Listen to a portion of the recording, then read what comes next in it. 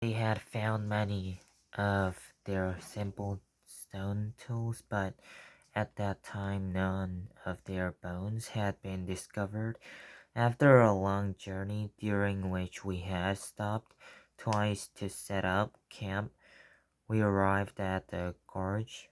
There, under some shady acacia trees, we set up the tents that would be home for the next 3 months.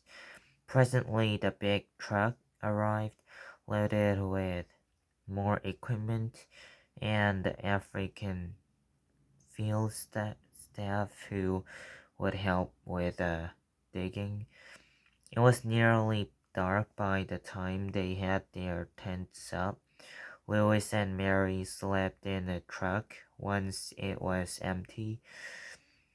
They put their two beds into it and a few boxes to use as tables and storage compartments. The truck became a sort of camper as we sat around our campfire that evening eating a scratch meal from tins. I heard the distant grunting roar of a lion, and later, as I lay on my little cot, I heard a strange, high-pitched sound that I later learned was the giggling of hyenas squabbling over some prey. I had never been so happy.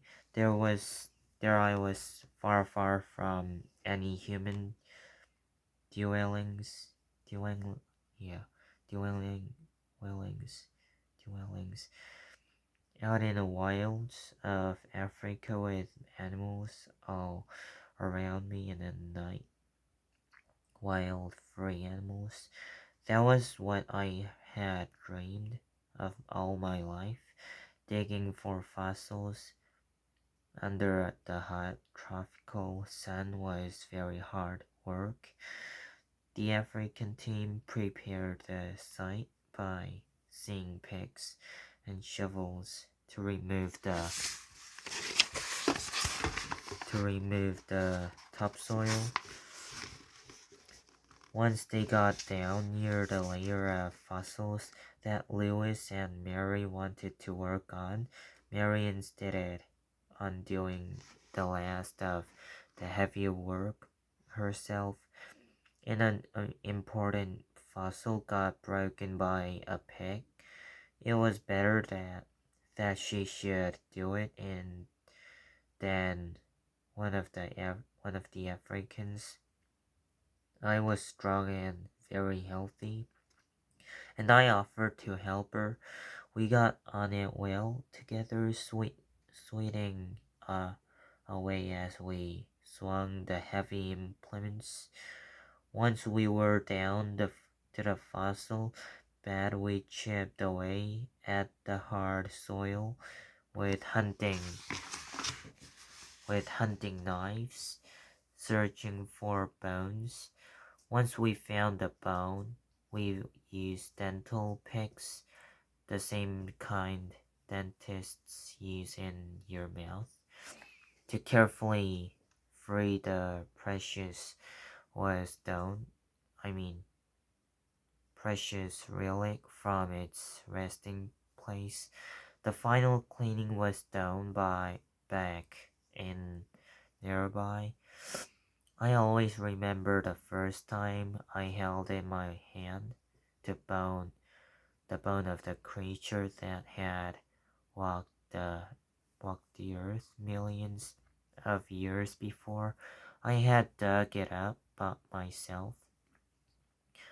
A feeling of awe crept over me. I thought once this creature stood here, it was alive, had flesh and hair. It had its own smell.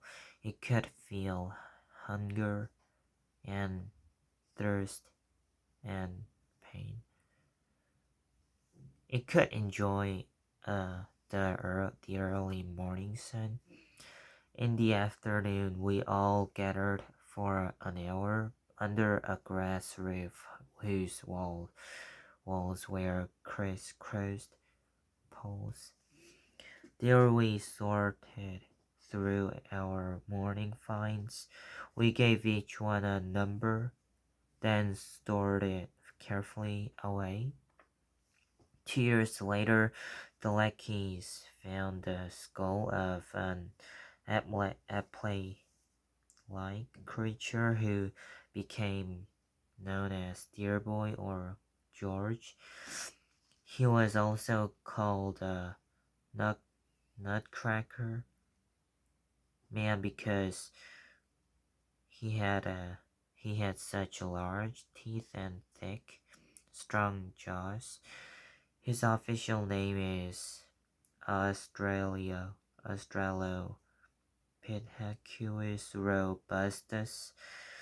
Before his skull was dug up, no remains of any human-like creature had been discovered at Alduve, although people searching there had found plenty of evidence to show that such creatures had lived there long ago.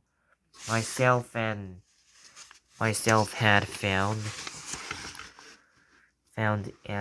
ancient stone tools, very crude and primitive that had probably been used as hammers.